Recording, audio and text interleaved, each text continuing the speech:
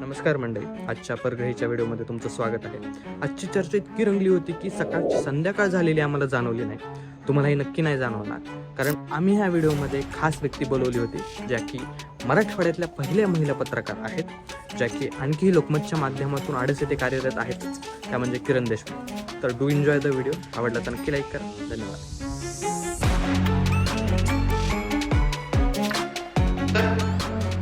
किरण ma'am, तुम्ही इतकं 40 वर्ष झालं कार्यरत आहे.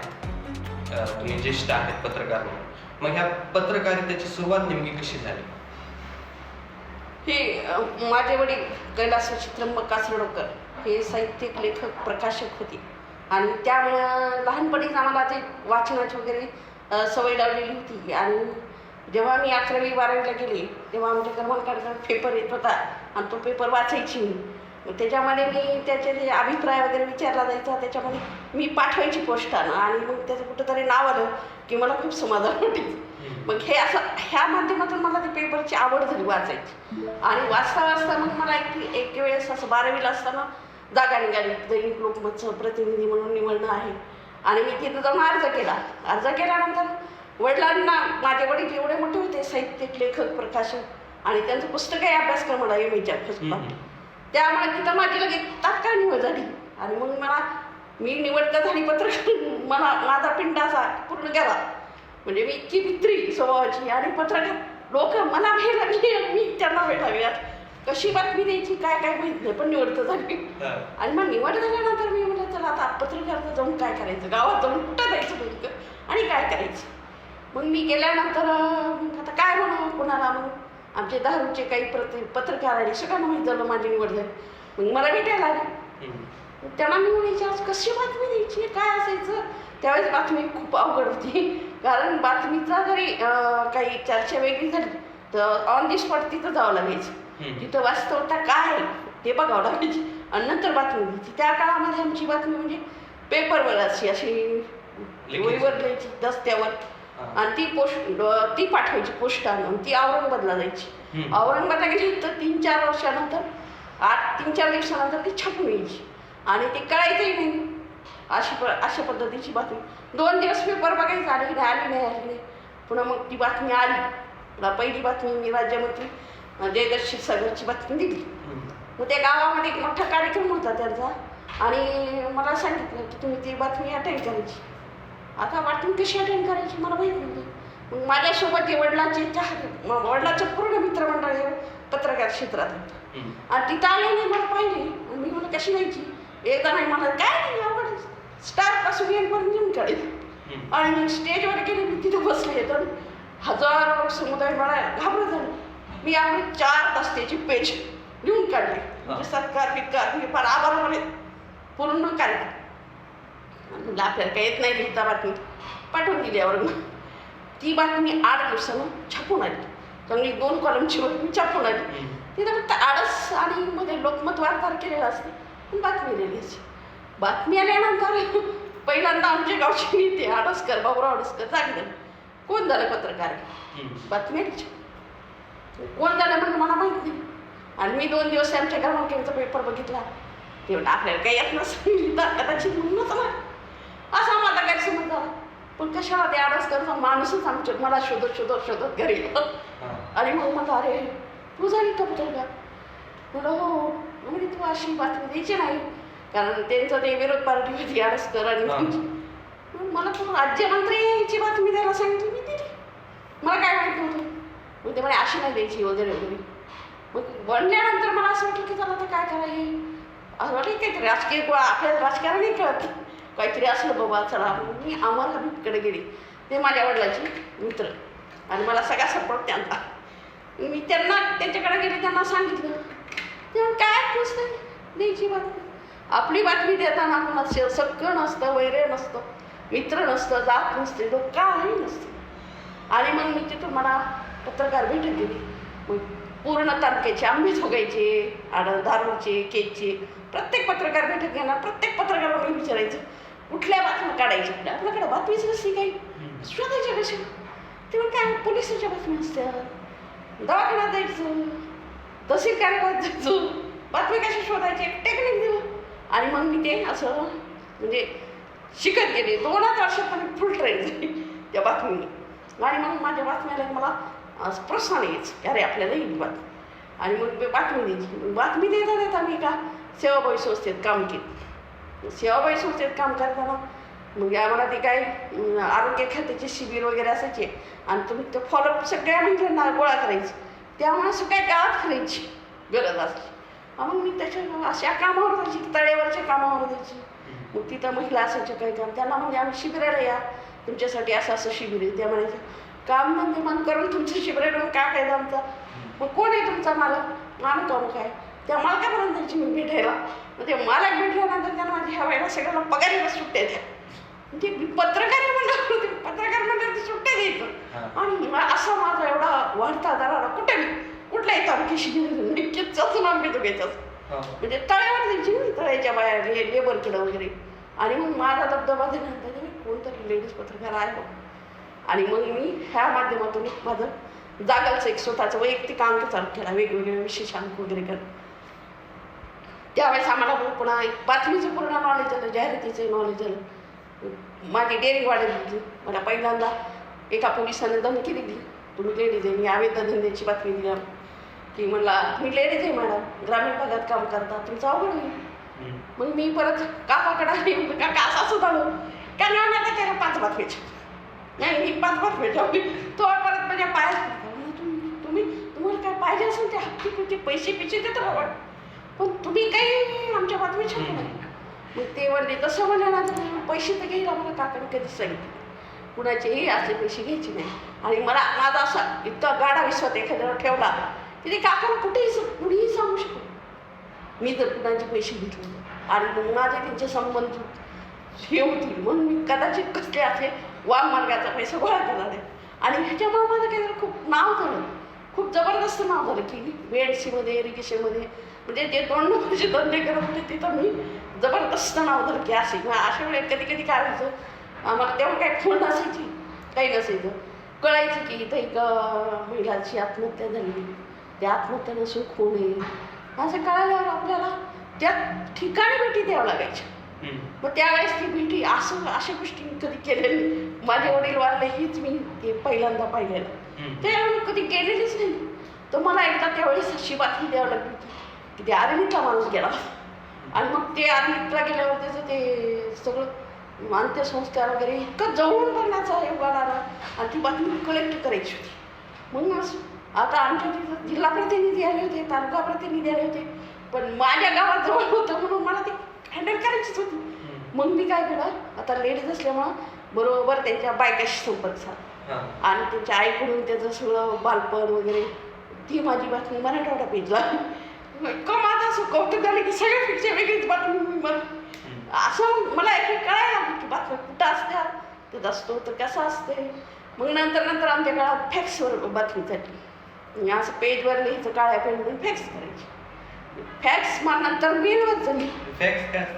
फॅक्स एक मशीन असती, कागद आपण टायपिंग केला तर त्या मशीनमध्ये घातला की झेरॉक्स सारखं तिकडे डायरेक्ट अशी फॅक्सवर बातमी असते. मग त्यावेळेला कधी कधी अशी संध्याकाळच्या वेळेला 7च्या आत बातमी द्यायची असायची. एखादी इमर्जन्सी ॲक्सिडेंट वगैरे असं तर ते फॅक्सनं बातमी झाली. आमच्या ऑफिसला फॅक्स होता इथं गोडपीपाशी. ते कधी चालायचं नाही म्हटलं की प्रायव्हेटमध्ये द्या, 10 रुपये 5 रुपये घ्यायचे ते द्यायच्या बातमी. मग मी नंतर असं की एक माझा अंक कार्ड चालला, जागर नावाचा वडिलाचा पेपर होता, तो अंक काढला. मी जाऊन बसते 10-15 अंक काढले, विशेष अंक काढले.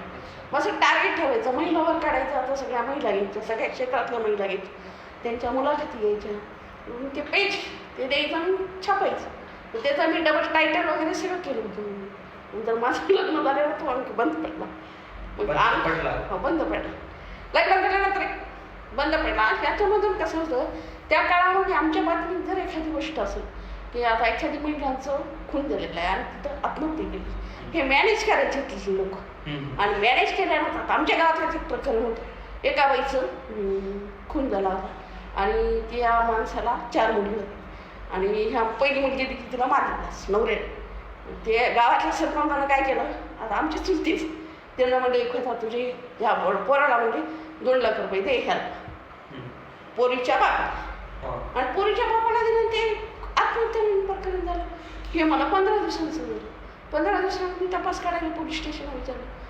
मला कळालं की बाबा हे असं केलं. म्हणून त्यानं जन्म का घातला असून त्या पोरीला तिच्या मूर्तीवर पैसे गेले म्हणजे ही मला इतकी खटकणारी गोष्ट होती. असं त्यावेळेस असं वाईट वाटायचं की स्त्रीचं काय आहे असं बघायला एवढं म्हणजे. मग मी त्याचा शोध घेतला आणि नंतर त्या ज्यानं मॅनेज केलं त्यांना विचारलं का असं मॅनेज केलं. मग ते काय करणार आणि ते बाप बिचारा गरीब आहे, त्याला 3 पोरी आणखी करायच्या द्यायच्या, याला केस करून काय फायदा, त्याचं तरी बाजारात पडली. आणि ही पुनरावृत्ती आत्ता पाहता मोठमोठ्या प्रकरणामध्ये असंच होतं. आणि हे पाहता आवडतं की ती चीड आपल्याला आलेली समाजापर्यंत भयंकर असं. आणि आपण कधी कधी बातमी जर एखादी देत असत ना, ह्या बातमीमध्ये माझ्याकडं म्हणजे माझा संबंध पुढारीशी आला की आडसकर घराणीशी आणि विमलताईशी खूप चांगला संबंध आला. प्रत्येक कार्यक्रमाला त्या मला घेऊन जायच्या, कारण तेव्हा ती पत्रकार त्यांच्या गाडीतच ठेवायचं, तेव्हापासूनची प्रथा असायची. मग त्यांनी कुठं कुठं सभा घेतल्या, काय काय घेतल्या. एका वेळेला ती आम्हाला उचलून गाडीत न्यायचं ना, त्यांच्याबरोबर जेवण खाणं पिणं रात्र उशीर झाले तरी घरी आणून सोडायचं. त्यामुळं त्यांचा इतका जवळ की सोबत एवढं दिवसभर सोबत राहणे द्यायचं. मग ह्यांचं कसं मोठे नाही हे बघता म्हणजे माझा अभ्यासच होत गेला त्यांच्यामुळे की विमलताईचं खूप असं मोठे पण होतं. ते कधी एखाद तांड्यावळीवर सुद्धा कधी जेवायला नाही म्हणायचे नाही, चहा प्यायला नाही म्हणायचे नाही. आपण तेव्हा असं कंटाळा यायचं किती उबाडी यायची चहा किती झाला त्याच्या, पण त्यांच्या समाधानासाठी एक घोट खाऊन पण त्याला 3-4 इच्छे करून आम्हाला तो किती घेऊन घ्यायच्या. मला कमाल वाटायची किती म्हणजे दुसऱ्याच्या भविष्यात किती यांचं त्यागपण आहे असं वाटायचं. तसं आडसकरच्या घराण्यामध्ये भाऊ आडसकर आम्ही एक कार्यक्रम घेतला होता. भाऊ आडसकर मला रागायची, तू काय म्हणजे तोंड घेऊन फिरती कुठं मी देशमुखाची पोरगी म्हणायचे, पण मी हसायची काय नाही म्हणायची. आणि मग आम्ही एक असं का की किती हुशार आहे मला माहित नव्हतं, ऐकायची. आमच्या जिल्हा प्रतिनिधी पाहुणे वगैरे सांगायचे आडसकरले हुशार आहे, मी कधीच पाहिलेलं नाही त्यांना. आणि मग आता आपण एकदा भेटावं. मग आम्ही असं ठरवलं की रमेश आडसकर आम्ही सगळे मिळून की राहीबडे मॅडम त्यांना भेटायला येणार.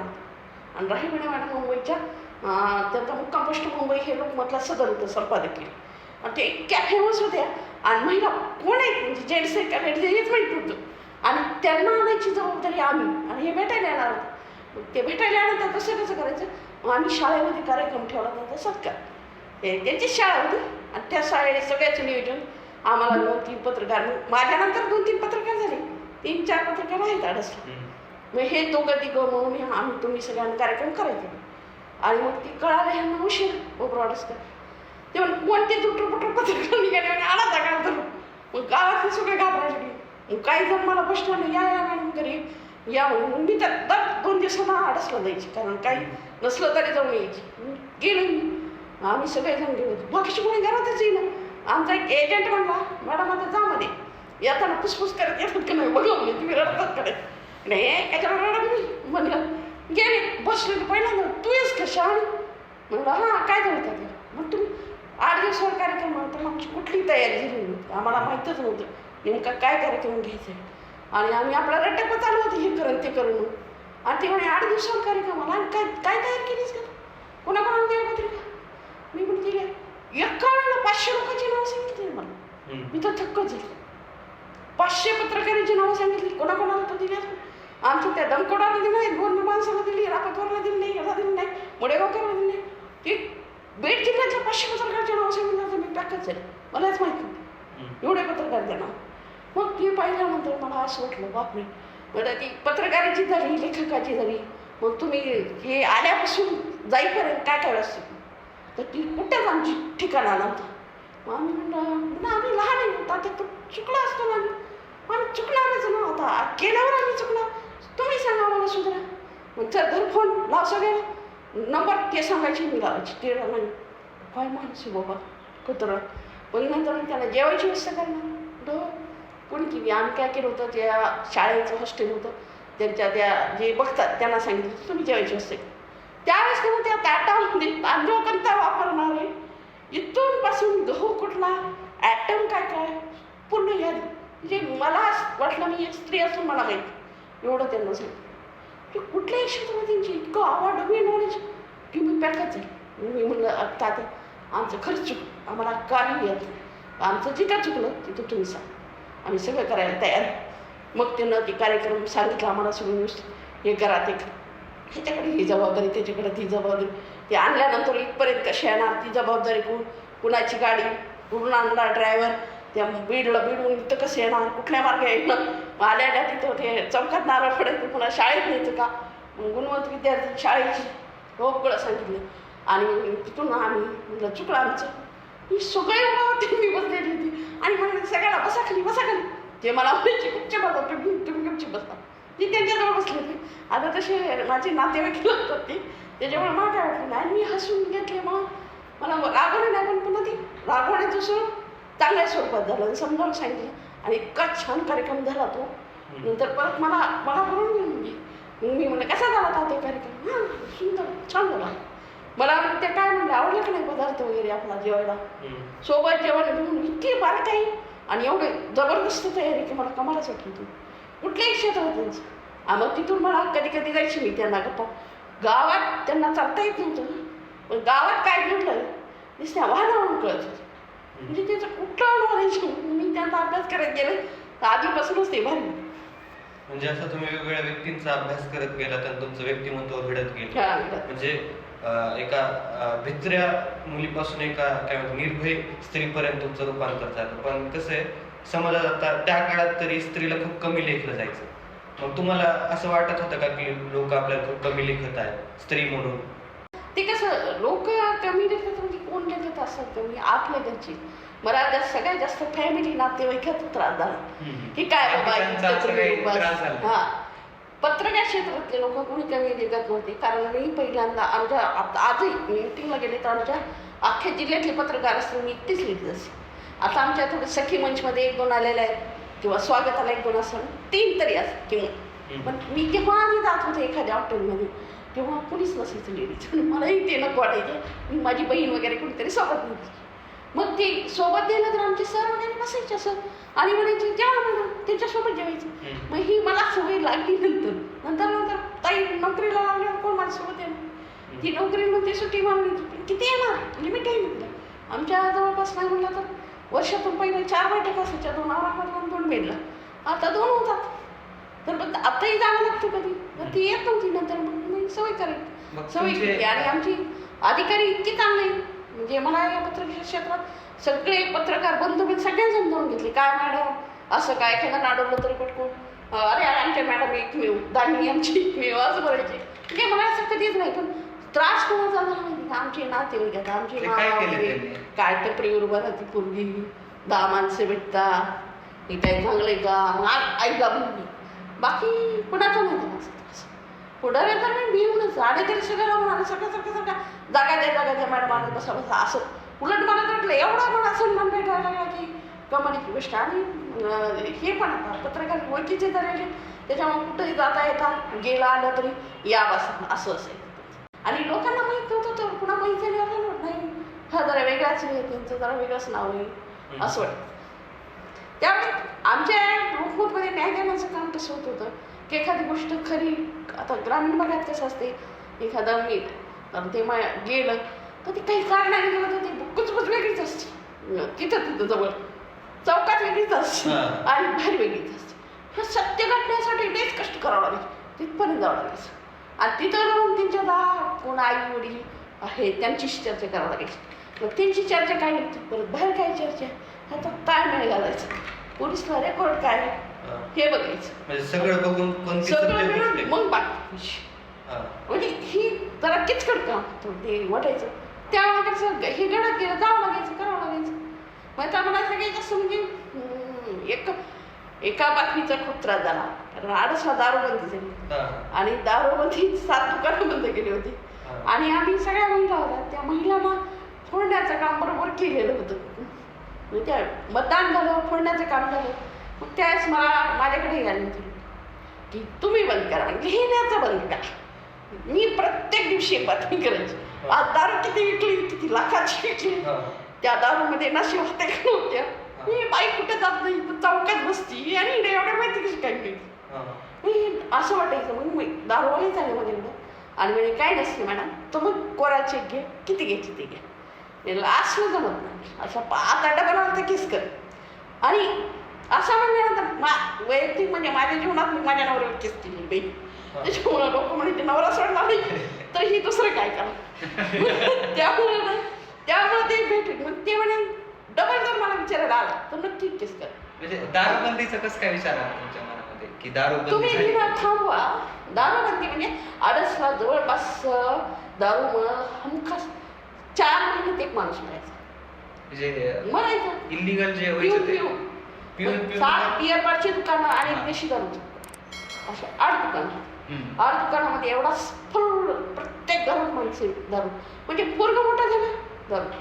त्या बाईनं काय केलं मग त्या बाईची एवढे हलत मग ह्या सगळ्या बाया एकत्रच केल्या आणि केल्या. मला काय माहिती ह्या सगळ्या उठून केल्या बीडला मोठं आंदोलन केलं ना आल्यावर. मग आल्यानंतर मला कळालं आता तेव्हा काय फोन फिन काहीच नव्हतं. आल्यानंतर मी प्रत्येक बाईला भेटायला गेली. म्हणजे तुम्ही काय केलं म्हणजे माझ्या नवऱ्याचं असं झालं पोरीचं असं झालं आता पोरगं लग्नाच्या आधी दारू पिला आता काय. मग त्या बाईला रडायची मी काय करून दे आणि कवर जाऊन कामाला आणि त्यांच्या घरी प्रॉपर्टी काही मजुरी करायची. मग ह्या एकत्र आल्या ह्यांना जाऊन मी म्हणतो आता तुम्ही आणखी लढा चालू. मग मी तिकडे काय झालं इकडं काय झालं ह्यांच्या सगळ्या बातमी सुरू करायची. आणि मग बातमी लिहिलं होते म्हणजे बातमीने जास्त गोंधळ व्हायला. मग माझ्याकडे आले तुम्ही मॅनेजर माझ्याकडे डबल आला नाही तो माणूस एकदा आला डबल आला नाही.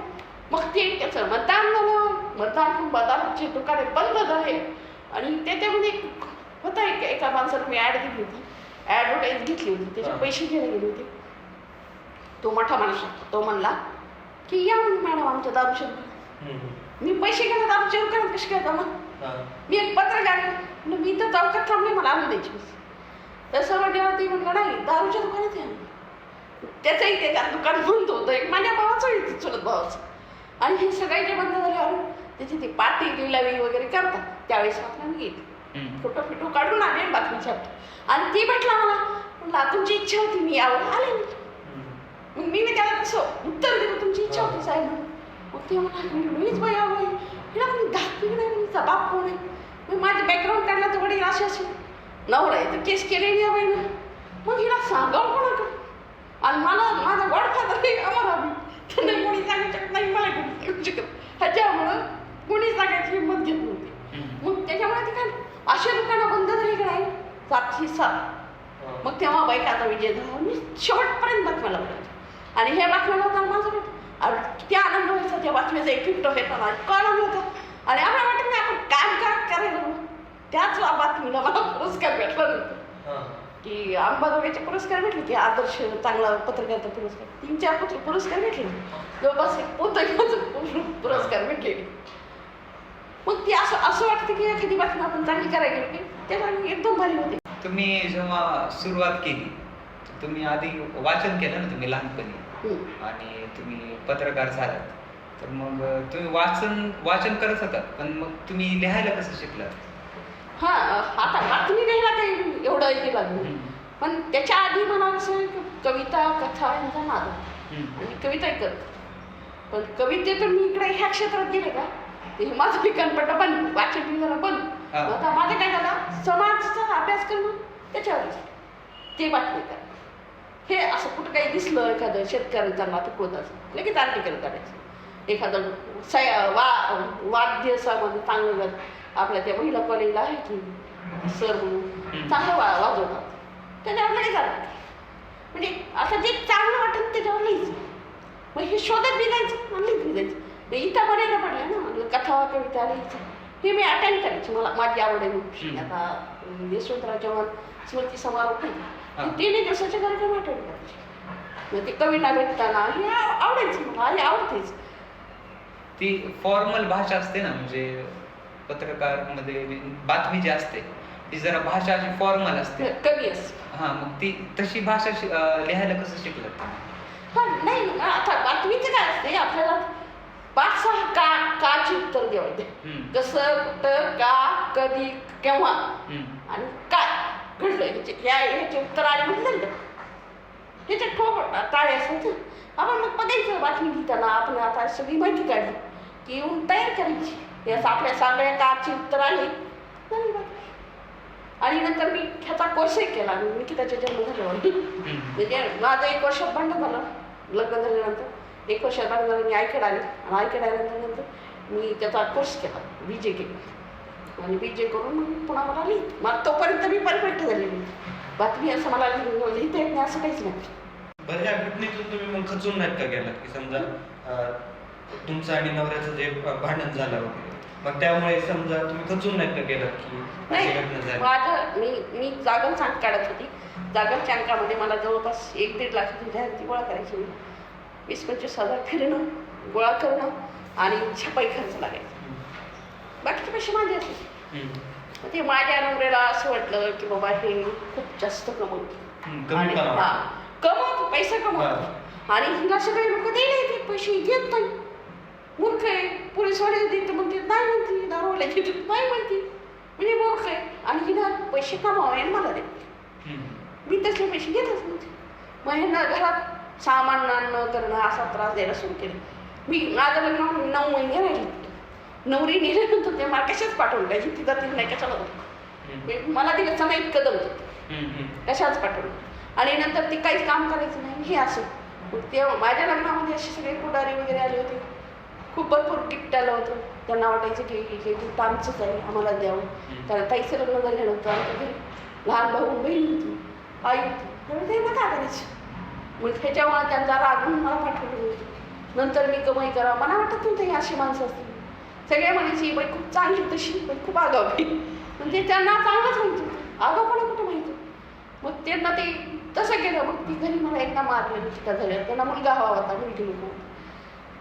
मुलगी झाल्यानंतर मला डिलिव्हरीला पाठवत नव्हती. तेव्हाच आमचं भांडण करून आणलं भावानं मला. नंतर मी गेले नाही. एवढ्यात मी भयंकर वीक झालेली होती. भयंकर म्हणजे मी जगू शकत नव्हती, इतकी वीक झालेली होती. पण मी इटालियन ज्या वेळीची जागेला मुलाखत घेतली, डॉक्टरनं स्पेशल केस म्हणून दवाखान्यात हँडली माझी, मी जगली. आणि तिने स्पेशल सांगितलं नावाची बायको वगैरे सगळं म्हणे तिच्या नवरा सासू कोणाच होतं. मी कस तरी वाचलं. 1 महिना होतो म्हणजे माझं शिजर डबल दवाखान्यात. 1 महिना. मी 1 महिन्यातून आणल्यानंतर इथं ते भांडण करायला या तिकडे या तिकडे. मी म्हणजे रागाराग गेले केले. 2-3 महिन्यात मी दिवाळीला गेल्यानंतर जानेवारीला मला तिथं घरी मारल्यानंतर मी गेले करून पळून आली. काही गोष्टी करून इथं आल्यानंतर परत बोलायचं यायचं जायचं ते मी बंद केलं. पण मी असंच काम करताना गेलेलं असं मला ती पर्स अशी हिसकावली आणि हिसकावल्यामुळे मी कोणाच्या नवऱ्याने केस करणार. मला एक अशी खूप छापड मारली. मी बेहोश पडली.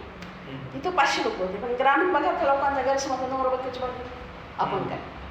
मग कोणीच आलं नाही माझ्या. नंतर मी 5-10 मिनिटांना मला पोरच होते अशी छोटी त्यांना सगळ्यांना पाणी दिलं, पर्स फिर्स हे कानातले ते दिले, चष्मा पडलेला आणून दिला. आणि मग मला तेव्हा एकच दिसली जीप. ती जीप घेतली नीट दारूला गेले आणि त्याच्यात केस दाखवली. त्यानंतर मॅनेज केलं नाही काय नाही आतापर्यंत. त्या गोष्टीमुळे तुम्हाला अजून ताकद आली असं वाटतं तुम्हाला? ताकद आली, भरपूर ताकद आली. आणि अशीच महिला असायला पाहिजे. त्यातही खितपतच पडण्यापेक्षा काहीतरी करून दाखवण्यात खूप हे असतं. खंत वाटते का तुम्हाला त्या गोष्टी? नाही खंत नाही, उलट चांगलं वाटतं. तुम्ही आता बातम्या म्हणजे ज्या असतात पेपरमधल्या त्या जेव्हा मी वाचतो म्हणजे कधी कधी म्हणजे असं वाटतं की सगळ्या निगेटिव्हच बातम्या आहेत की ॲक्सिडेंट झाला, हे झाला, खून झाला. तर ह्या गोष्टींवर असं फोकस करून तुम्हाला असं काही त्याच्यातून त्रास झाला नाही का की आता बातम्या जमा करताना तुम्हाला तर तुम्ही जसं म्हणलात की त्या जी मृत व्यक्ती आहे त्यांच्या फॅमिलीला बोलावं लागतं, तर ते सगळं तुम्हाला असं भावनिक असं जड वाटलं नाही का तुम्हाला ते सगळं करताना? हा, सुरुवातीला खूप जड वाटलं. ऍक्सिडेंट बघा वाटत होते. 8 दिवस डोळे सुटून जातो आपण सारख्या हा म्हणजे आणखी आपण किती गेलो आपल्या भाषा काय किती मिळेल हे किती केले म्हणताना ते खूप वाईट होतं. मी काही सामाजिक सेवेत समाजसेवा करताना म्हणजे काम करायची मी 2-3 हजारावर बनसरवाडीला. तिथं जाताना म्हणजे असं होती की एका गाडीला एका बसनं का कुणीतरी कांद्याच्या टॅम्पोवर ढोसळली. एक मुलगा ते मरून पडला राहतात. आणि ते सांगायला कुणी येत होता गाडी थांबून बघायली कुणीच नाही. कारण तेव्हा लोक पोलिसाला लोक घाबरायचे ना असं म्हणायला घाबरायचे. मी त्या गाडीतून जाताना पोलीस स्टेशनला कोणाकडून थांबा गाडीत सांगा म्हणून फोन केला ते माणसाला बघितलं, नंतर त्याला तिथून पुढे निघलं रात्रभरतीपर्यंतच. असं पाहिजे ना की कसं ते 8-8 दिवस ते चेहऱ्यातून जायचं नाही. नंतर सवय लागल्यावर काय वाटत नाही. आधी मग ॲक्सिडेंट झाला की पहिला वर्ष आमचा किती गेली, मग काय नसेल काय जर मग काय म्हणजे अशी भावना होती त्या डॉक्टरसारखी. मग ठीक आहे बरं गंभीर आहेत का कशी आहेत का असं म्हणजे ही बातमी आमच्यासाठी फक्त गेल्याची महत्वाची असते, जास्त नाही गेल्याची नसते. म्हणजे काय असं आता कसं झालं व्हिडिओ यायला आता मला जावं लागत नाही नुसतं. अगोदर असं असायचं का नेमकं काय झालं कसं झालं. आता काय आता चित्रची लागली सगळं जसा तसा व्हिडिओ यायला आता खूप सोपं झालं. आता पेजवर डायरेक्ट आमची बातमी पेजवरच आले की आपल्याला ही टाईप करायची पेज. भारताच्या लोकशाहीचा चौथा आधारस्तंभ म्हणून मीडियाला मानलं जातं. मग ही जे आधारस्तंभ आहे ते खरंच तेवढं मजबूत आहे का त्यालाच करप्शनची कीड लागली? तुम्हाला काय वाटतं? आता तुम्ही इतकं वर्ष झालं कार्यरत आहात, कोणाचं करप्शनची कीड लागली का? आता भ्रष्टाचारमुळे कसं सरकारच्या खिशात आहे मीडिया असं म्हणतो, त्यावेळेस आपण खरंच मीडियाला लोकशाहीचा चौथा आधारस्तंभ म्हणू शकतो का? आता तर उघडच आहे तसं म्हणायला. हो बी म्हणता येईल नाही बी म्हणता येईल. आहेत काही पट्टीचे पत्रकार निखिल वागळेसारखे ते सोडत नाही, त्यांच्या शोधून त्यांच्या नजरेतून जात नाही. असे बी काही आहेत की काही बोलत नाही आणि असे बी काही आहेत की त्यांचं बोलणं चालत नाही. आता ते त्यामध्ये कसं कधी कधी त्या इतकं करप्शन आता मी माझी प्रकरण सांगते. मी आधीचा काळ खूप चांगला होता, मला सुद्धा अशी अडचण आली. मी एक बातमी देतो आणि बातमी देताना एखादी बाई दारूबंदीसाठी काम करायला तिचा माझा सपोर्ट केला. तर ते एक तिथल्या लोकांच्या लक्षात आलं की सपोर्ट करायला म्हणून मी बाईना त्यांना असं केलं की एखाद्या चांगल्या कार्यक्रमाच्या उद्घाटनीत भाषणामध्ये वाक्य बोलले की हिचं टक्कर फिरली तिचंही टक्कर फिरली, दोघे मी पागल झालं. किरण देशमुख आणि आम्हाला पागल झाली असं भाषणामध्ये बोलतात नाही काय नाही. तरी पण ते म्हणल्यानंतर मी गेल्यावर मग बाकीची मुली नाही म्हणत जाऊ द्या मोठी येतं आपल्याला नाही म्हणतात का नाही म्हणतात. मग मी हे काय केलं, बाहेर आले लँडलाईनवर फोन केला 1 रुपयाच्या पण आमच्या जिल्हा प्रतिनिधी सांगितले असं सगळं. जिल्हा प्रतिनिधी हो का असं घडलं ठीक आहे, त्याचं पेपर वाचलं. त्यांना ते वाक्य लाल लाईनमध्ये छापलं, इतका सपोर्ट दुसऱ्यांदा पण म्हणलं नाही माहिती का की म्हणजे आमचा जिल्हा प्रतिनिधी इतका सपोर्ट मला की डोळे झाले. नंतरची गोष्ट आता त्याच्यानंतर मी वर्ष गेले नंतर एखाद्या पत्रकारावर अन्याय झाला माहिती तरी ते म्हणते तुझं काम बंद कर. काय म्हणतात तू बातमी देऊ नकोस. किंवा आमच्या आधीच्या काळात आता लोकल सगळ्यांना मिळाले. आधीच्या काळामध्ये इतकं चांगलं होतं की अंगणवाडीच्या खाऊमध्ये आया निघाली ही बातमी मी देताना मी म्हणलं सर असं आहे मला धमकी यायला तू काळजी करू नका मी मिळवून बातमी असं सपोर्ट होतं. आता असं नाही तुम्ही कशी बातमी का देता, तुम्हाला निगेटिव्ह का सुचतं पॉझिटिव्ह का दिसत नाही असं जर म्हणत असेल तर अवघड हा सपोर्टच आहे ना आणि चालत नाही. आणि आमच्या काळात खाली बातमी म्हणजे अगोदर हे सोशल मीडिया नव्हतं त्याच्या अगोदर सगळं लिहिलं आणि आपल्या किती आत्महत्या म्हणून बातमी लिहिली त्यांना आकस्मिक केली पोलिसांनी नोंद आपण लिहिले त्या ठिकाणी हिचा खून केल्याची चर्चा होती असं जरी लिहिलं तरी ती खुन्हा दाखल होती. त्यानंतर 400 टन होतं म्हणजे एका त्या बातमीच्या एका ओळीमुळे 400 टन एका माणसानं काय केलं होतं. तो माणूस मला माझ्या कोर्टात आडसमधला एक माणूस होता त्याचा त्याच्या बायकोचं भांडण झालं. मग त्यांना कोर्टात केस केली होती परत ते कॉम्प्रोमाइज झाली आम्ही नाही त्रास करणार मग ह्यांना मॅनेज केलं मी त्रास देणार नाही. त्याची आईवडील सांगली होती त्या माणसाची तो माणूस आला होता. मग ते आईवडील गेली त्या पांडवीच्या वारीला आणि हिनं काय केलं त्या बायकोला फाशी दिली. मी बघायला गेले तिथे त्या बाईची एवढी हाईट होती ते माळवताचं घर तिच्या हाईट इतकं फाशी बसू शकत नाही. ती बाई अशी लोंबकाळी राहिली आणि तिचं 2.5 वर्षाचं मुलगी तिथं आणि त्यांना सकाळी पहाट शेतात गेला दरवाजावर शेजारच्या बाया सडा टाकला वगैरे ही का उठली दरवाजा ढकलला तर ती बाई दिसे थोडा गोंधळ झाल्यावर मी अवघडती त्या दिवशी तिथे गेले होते 10-11 पर्यंत चौकात चर्चा आली चला म्हणून आम्ही 2-3 पत्रकार गेले बघायला.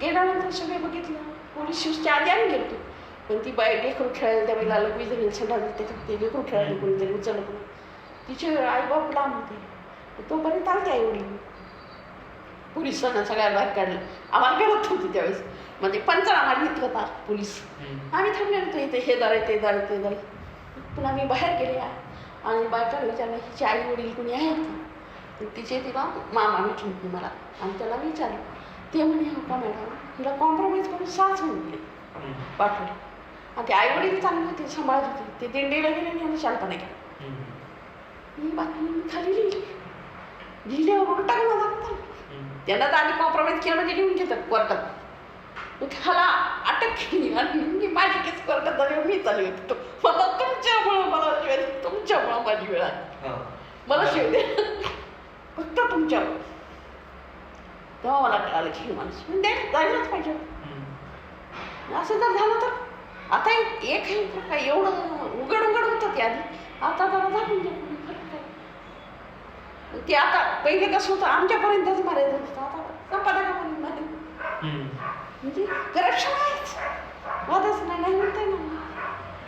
बरं आता पत्रकार म्हणून जेव्हा तुम्ही आता टीव्ही बघतात आता रात्री सवयच असते आपल्याला टीव्ही बघायची बातम्या उघडल्यानंतर त्या बातम्यात काहीतरी दाखवलेले असतात TRP साठी चालू असते सगळं काहीतरी खेळ मांडल्यासारखं सर्कस चालू असते उगाच 2 जणांची भांडणं लावायची आणि ते बघत बसायचे लोकांनी मग पत्रकार म्हणून तुम्हाला ते कसं वाटतंय बघायला खंत वाटते का खूप चुकीचं करताय असं वाटतंय ते तुम्हाला खोटा सगळं खोटा काय ते त्यात काय काय ते आपल्याला हेच कळत नाही गोल गोल गोल गोल सगळं गोल ते ठाम नसतं का जे बी आहे ते ठाम नसतं सगळं गोल गोल असतं ते दिशाभूल केल्यासारखं इकडं कुठंतरी काय असं पण ह्याचा फायदा बाबा सोशल मीडियाचा जास्त कळतंय पटकून घटना होत आहेत ही गोष्ट आहे पण करप्शन खूप जास्त झालेलं आहे असं वाटतं मग तेच ना मला समजा आता मला व्हायचं असेल पत्रकार तर माझ्या मनात तेच भीती असते की समजा मी माझा आवाज मांडू शकतो का किंवा मी मांडायला गेलो तर मला 4 लोक दाबतील का नाही दाब तरी येणार त्रास तर होणार आहे तरी दाब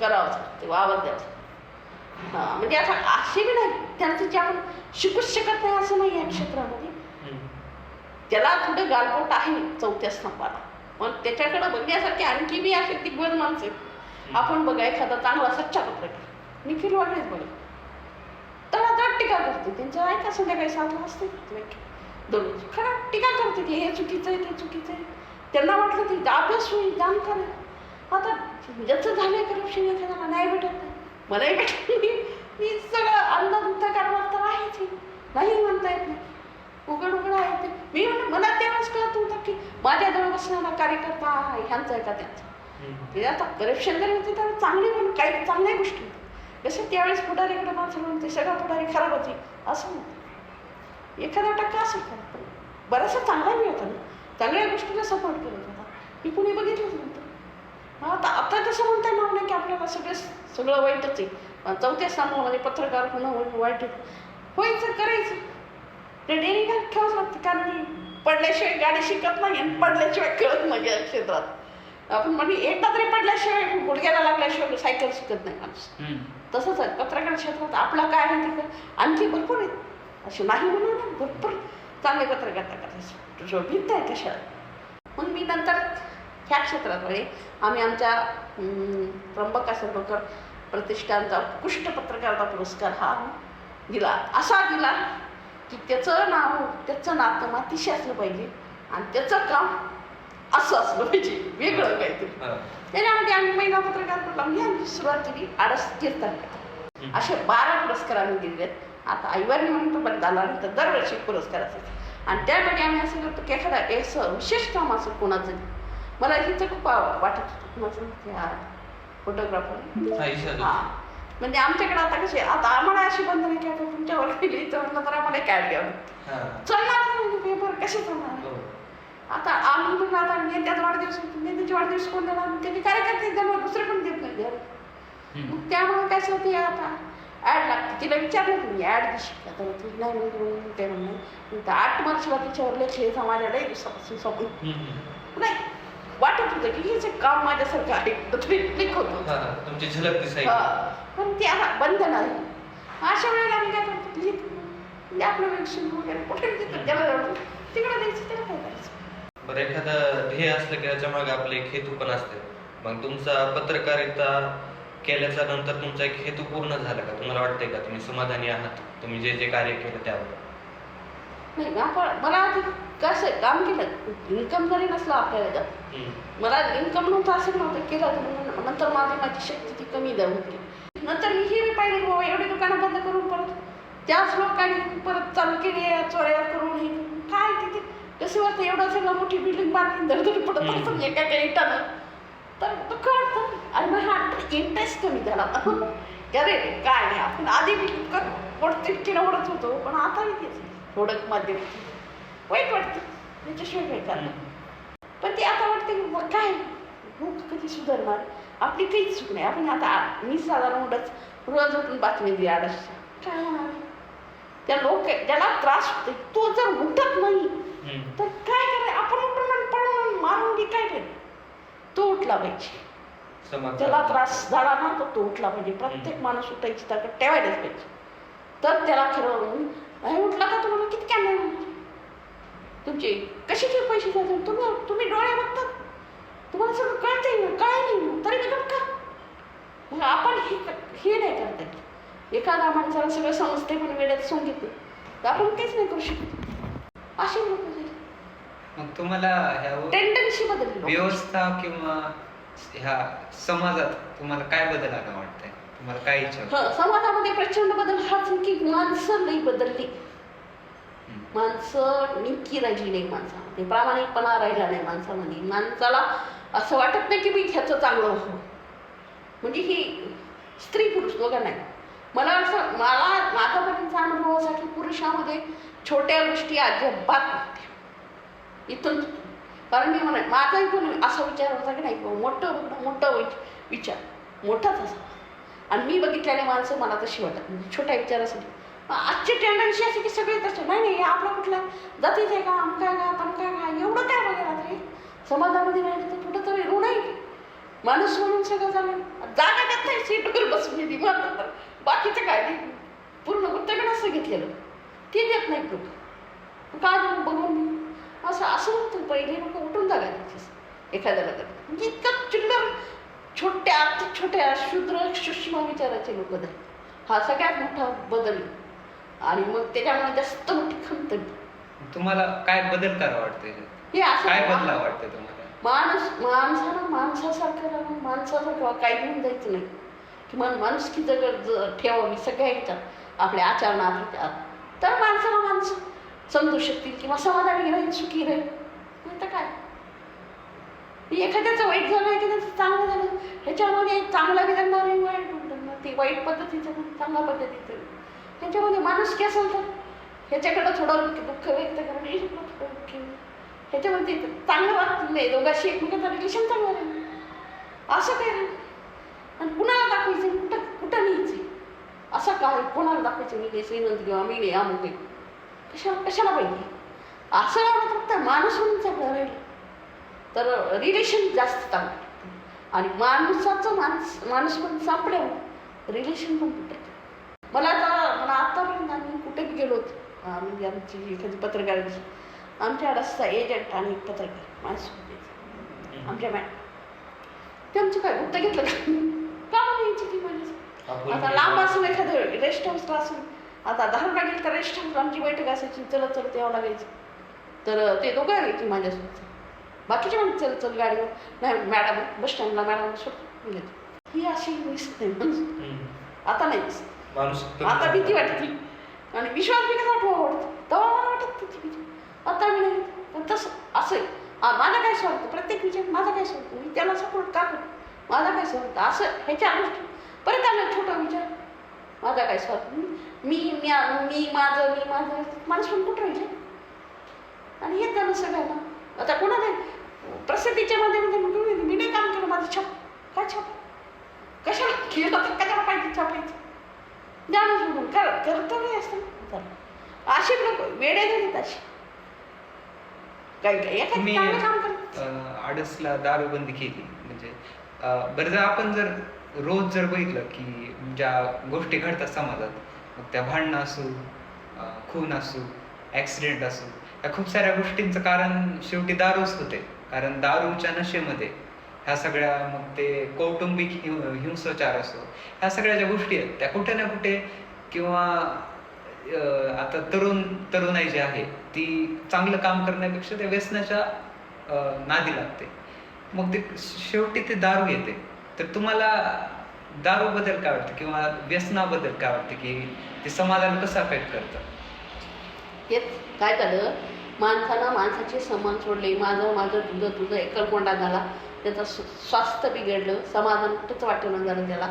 मग तो इकडं फिर तिकडं फिर हे करून पाहिलं, त्यामुळे त्याला कितीही समाधान पाहिजे ते मिळालं नाही. आणि मग तो व्यसनाधीन झाला. व्यसनाधीन म्हणून मी काय, त्याला माहीत होतं एखाद्या दारूला माहिती आहे का माझा लिव्हर खराब आहे, मी आमचा वॉचमॅन बघितलेला तिथला, त्याला माहिती तरी ते दारू पिते. ते म्हणते काय करू, त्याला माहिती नाही उद्या मरणार आहे तरी दारू पिते. मरण्यासाठी तुम्ही काम करा, मी हे नष्ट करायला लागतं. आता देव नष्ट करू म्हणून आपण नष्ट, तेच आपण एखाद्याला चांगलं काम करून, चांगलं करून, आपल्या घरच्याची सेवा करून केलं जास्त फळाचं. समजा आपल्या आई वडील कुणी करणं झालं, एखादा पोरानं केली काय, पोरीने केली, कुणीच करत जाऊ द्या सोडून, आपणच करा आपलं कर्तव्य म्हणून. करत करत करत गेलं तर काय. आणि हे असं पिऊन गेलं तर पुढे खाणार का माहिती, पुढे खाऊन कॅन्सरनं मरणार तरी खात. ठीक आहे, त्याला कुठंच नाही समाधान. त्याचं कार्यच असं बारीक झालेलं आहे, छोटं विचारच छोटा झालेला आहे की नको मी कशाला करू, आता कोणाचं घरी गावातलं घे जाऊ द्या, मी कशाला करू, माझा काय फायदा. हे असं म्हणत गेलं कसं, तसं नसतं. म्हणजे मी पेरायला, आता मी असं जाते मला काय करायचं, तर मी पेरायला लागलो ना ते, आणि मग मला काय आहे ना समाज, आता मी पेरत चालले असं येताना मला काय समाधान, मी पडले तरी काय ते दुसरे तसंच म्हण 10 पट ते परत फेड असते. 1 पट पेरलं 10 पट परत, चांगला असतो वाईट, ती तशी 10 पट होती माझ्याशी. आणि मग त्याच्यातून जबरदस्त नैराश्य समाधानासाठी ते मरमर करते, म्हणजे इकडे फिर तिकडे फिर काय दुसरं काय. तुम्ही आजच्या तरुण पिढीला काय सल्ला द्याल? हां, तरुण पिढीनं हे करायला पाहिजे, एकवटायला पाहिजे, सत्य काय बघायला पाहिजे, जुने विचार, जुना अभ्यास करायला पाहिजे. आमच्या तिथं एक माणूस होता, ते कारभारी करायचे, हेडमास्टर, त्याच्याकडे मी राहिले.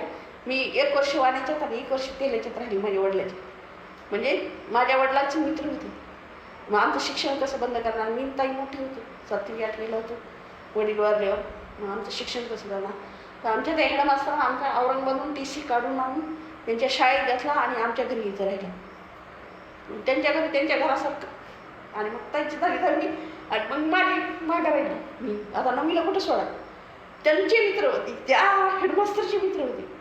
ते म्हणजे तुझी पोरगी वाटतं 10वी पास झाली, 10वी नंतर शिकवत नाही म्हणून. हो, मग तिला सोबत घेऊन येऊन मला, म्हणजे माझी सोय करून किती ती हेडमास्टर विचार काही गेला खड्डं हेडमास्टरच्याकडे. हेडमास्टरच्या घरी तिथं मी जेव्हा केल्याच्या त्रास होते सगळे मला तेली म्हणायची, आणि वाण्याच्या त्रास होते सगळे मला वाणी म्हणायची. ही वाण्याचीच पोरगी म्हणायची, कोण ओळखत मी आहे ती शिकायची असं म्हणायची. म्हणजे त्या माणसाचा किती मोठेपणा करायचं, शिकवायचं. आणि तशी एकत्र कुटुंब असले ना तर ते कधी असायचं, बाया म्हणत असतील या काय का, एवढं तर वाईट नाही केलं त्या माणसाने की त्या पोराला कोणाला शिकवलं असं. तर थोडं तरी एकामुळे एकाचं काही होतंच, असा विचार आता नाही. 4 दिवस पण सांभाळून घेत नाही. आता तरुणांनी कसं नाही घेत, म्हणूनच मग इतिहासाचा अभ्यास करा, म्हणजे या लोकांचा अभ्यास करायचा काय चांगलं, आणि चांगल्यासाठी एकवटून तयारी ठेवायची. ह्या वयामध्ये काही लोक नसते. असं मी दुकानात एखाद्या दुकानाचं सामान न आणणारी पोरगी टरटर भीत होती, हात पाय लटलट करतो, हिशोब येत नव्हता. या सगळ्या गोष्टी मला ह्याच्यात आहे. आता एवढं कळत आहे की कुठली बातमी सगळ्या ह्याच्यामधून सगळ्या ह्याचा थोडा अभ्यास होतो इनडायरेक्टली. आपण बातमी कुठल्याही शिकवतो की BNCची देतो, तेरिकिशीची देतो, कृषी केंद्राची देतो. मी माहीत होते हे काय असते, हे काय असते, हे काय असते, हे अभ्यास होतो ना. तसा अभ्यास करून आता काय करायला पाहिजे, या पोरांनी ठरवायला पाहिजे की बाबा आपण कसलं सरकार असायला पाहिजे, काय केलं पाहिजे, हे करायला पाहिजे. एकंदरीत मला असं वाटतं की तुम्ही लोकांसाठी जगला, तर लोक त्यामुळे तुमच्यासाठी जगले. त्यांनी खूप आधार दिला तुम्हाला, खूप सपोर्ट केला, तुमचा आम्ही खूप वेळ पण घेतला. आजच्या ह्याच्यात आमच्याकडे खूप प्रेशर पुरा झाला. पत्रकार महिलाचा आम्ही पॉडकास्ट घ्यायला मुलाखत घेणार म्हणल्यास आमच्याकडे वेगळंच प्रेशर असते, कारण तुम्हीच सगळ्यांना प्रश्न विचारतात आणि आम्हाला ती संधी भेटली की आम्ही तुम्हाला विचारतो. मग तुम्हाला कसं वाटलं की आम्ही तुम्हाला प्रश्न विचारले? तुम्हाला एकंदरीत तुमचा अनुभव कसा वाटला? नाही, मला काही अनुभव मला चांगला सांगून गेला. आणि तुम्ही विचारलं त्याचा मी काय म्हणे की उजाळा दिला, एक प्रकारचा उजाळा दिला. आणि मला काय मी माणूस भेटले त्या माणसापासून शिकलेली, म्हणजे आता शिकत गेली मी. नंतर तसं नंतर डिग्री फिग्री घेतली नंतर, पण ती नंतर काही कामाची नाही. मला नाही वाटत की कागदाची डिग्री महत्वाची, ही डिग्री महत्वाची वाटते. नाही, पूर्ण चर्चेतून खूप काही शिकायला भेटलं आम्हाला. आणि एक चांगलं वाटलं की कसं आता आमच्या मनात कसं होतं की आता एक पत्रकारिता आहे ती खूप विकल्या गेलेली असं आमच्या मनात वाटत होतं, कारण ते दिसतं आम्हाला त्यानुसार. पण तुम्ही इतकं धाडसून आतापर्यंत काम करतायत आणि तुम्ही सांगितल्यानुसार की बाकीचे पण लोक आहेत तेवढे धाडस करून ते काम करतायत, सत्याची बाजू घेतात. मग ते चांगलं वाटलं आणि खूप खूप धन्यवाद. तुम्ही आम्हाला एका मोलाचा वेळ दिला तुम्ही काढून. तर मंडळी, एवढंच होतं आजच्या परगईच्या व्हिडिओमध्ये. तुम्हाला आवडला असेल तर नक्की लाईक करा, सबस्क्राईब करा, शेअर करा. भेटूया नंतरच्या व्हिडिओमध्ये एका नवीन गेस्ट सोबत, एका नवीन मुलाखतीसोबत. धन्यवाद.